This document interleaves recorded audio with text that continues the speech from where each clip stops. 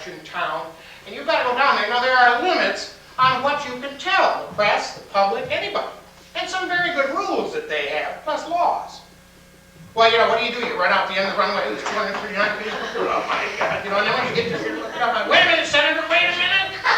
No, forget it. You can't do that. So you put it in here. Now, notice, purse size, wallet size, pocket size, okay? I know it works, because 4 times when I've been showing this example, some guy in the back is going like this, says, I got mine, I got mine. You know, he's a reserve public affairs officer. That's the idea. You carry it with you wherever you go. Now, remember, the reason this was published was to get behaviors.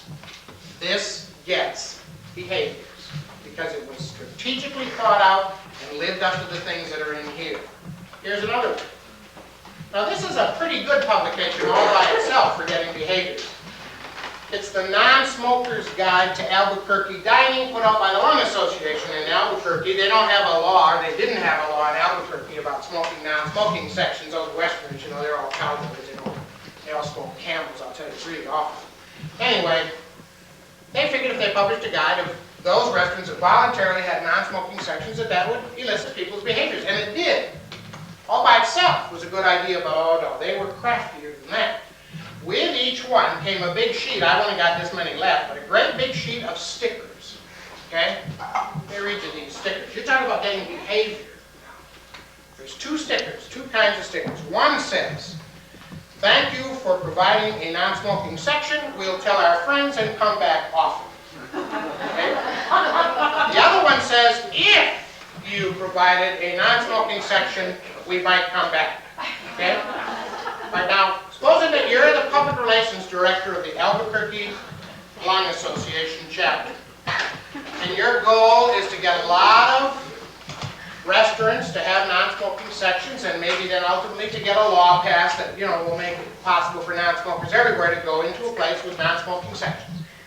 Now, what would you have done in the old days before this present environment? Well, you'd have put out 42 copies of the newsletter, you'd have written letters to everybody, right? You'd have held meetings, and you'd have motivated people and whipped them all up. Now, be honest. How many, after all that energy, how many people would actually have gone out and collared a maitre d' or a restaurant owner and said, hey, we want a non-smoking section? Would you buy 6, 8? Not many, would they? Because that's not a normal behavior for people. Except, of course, for people who love to do that, and those are the zealots, and they would have turned everybody off on the whole operation. Now, you're a meek person. You don't really know how to do this, but boy, oh boy, you put a sticker on the plate, a sticker on the napkin, a sticker on the bill, a sticker in the restroom, a sticker on the forehead of the waiter, any other damn place.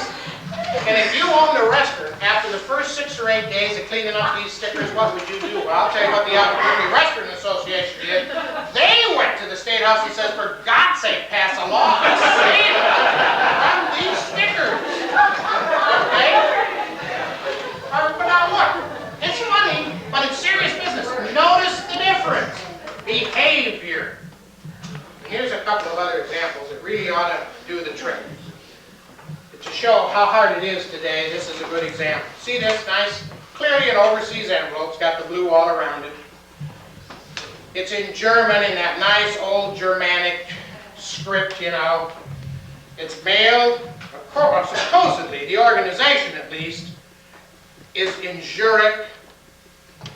Now, if you read very closely, if you're the nitpicking type, you'll see that it actually was mailed from zip code 94530, but nobody reads it. Have you ever read which zip code it came from? Ever? Dan does, yeah. I knew you would. Okay? Now, on the back is a nice German phrase which means, I don't know, something. And then one of those real wax seals. I mean, a true seal. Well, as you can see, I opened it. Of course, over here it says personal and confidential in German, I guess, because they've typed it underneath it in English for idiots like me that don't read German to get me to open it. So I opened it. Some guy's selling me an investment letter. I would have pitched it, but I wanted to bring it and share it with you. Didn't it have a cassette tape in it, Pat? Beg pardon? Wasn't there a cassette tape in it? Oh, no. This, that's a different one. This is a different one. Here is another one. also mailed from Zurich, clearly becoming the direct mail capital. Zurich, it's the place to go. It has nice German lettering, only this one goes a step further. Over here it has true gold embossing. I mean, it's real gold embossing. There's nothing phony about it. And it says it's from the Royal Society of Liechtenstein. It was also mailed from zip code 87302. And you know, you know how weak Americans are on geography. I mean, Liechtenstein is a little country over here, and Zurich is in Switzerland. So don't worry, have no fear. It feels kind of heavy when I started feeling it. On the back, you know, it has all this German again stuff, and I start feeling it. It feels like there's a cassette tape in it. So I open it up, and yeah, that's all that's in it. But look at this cassette tape. Nothing. Okay.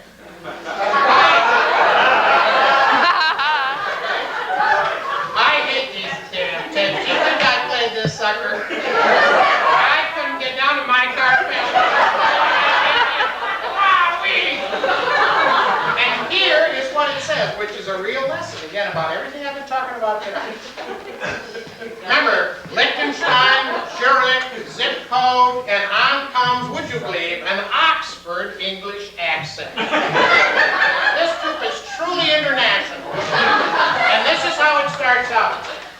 He says, if you do not respond to this offer within 48 hours, we will strike you from our lists forever.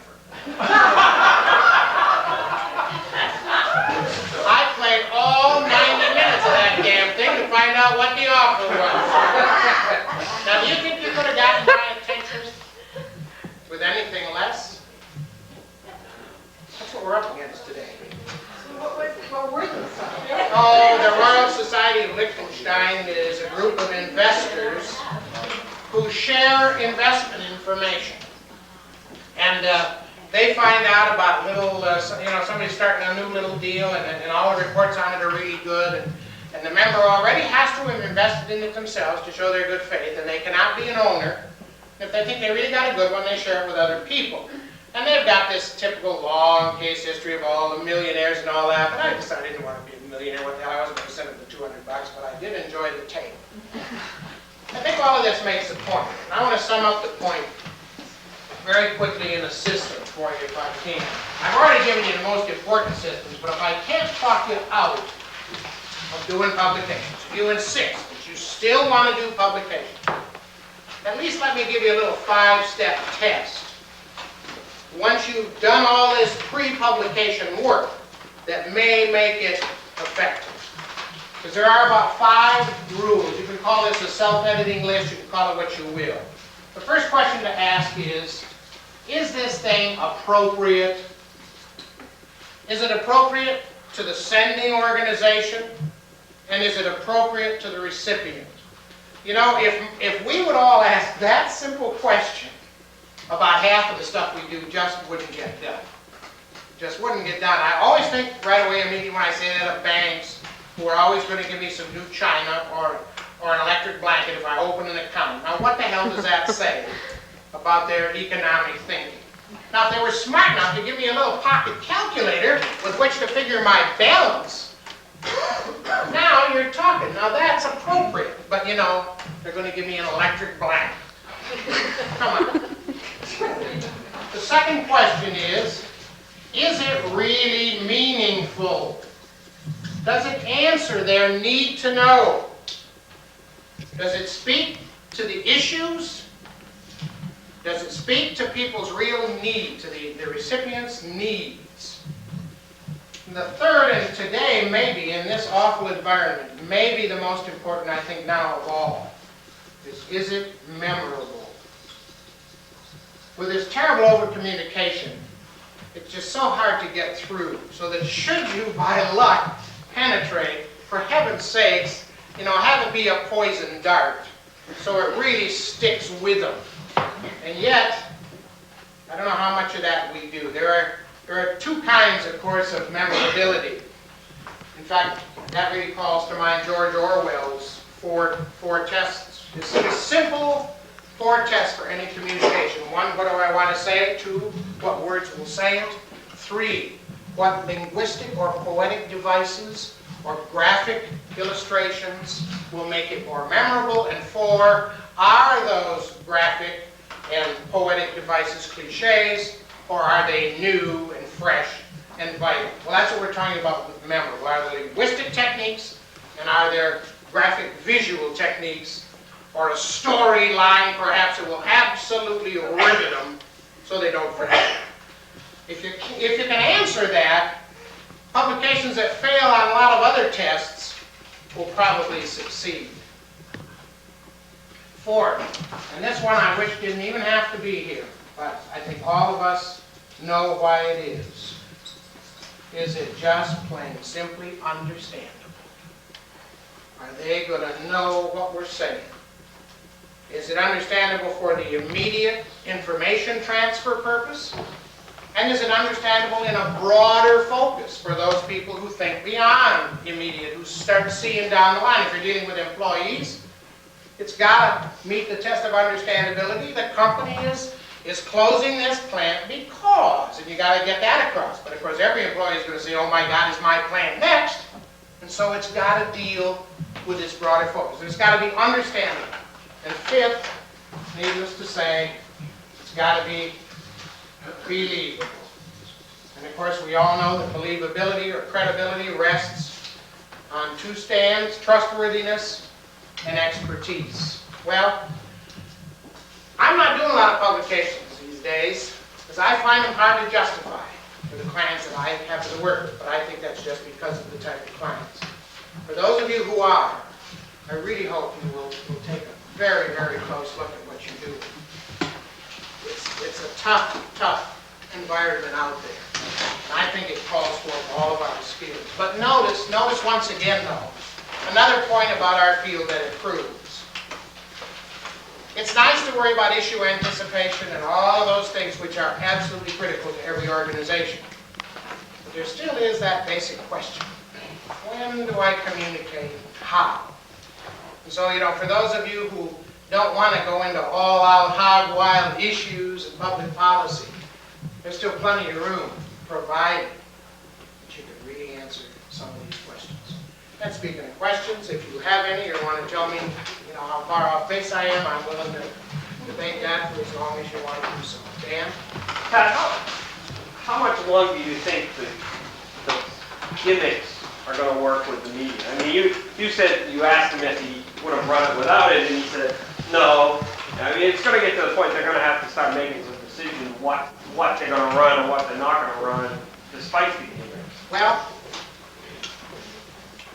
what you say is true in a rational sense. But the problem is that the media are one of the, well, let me say the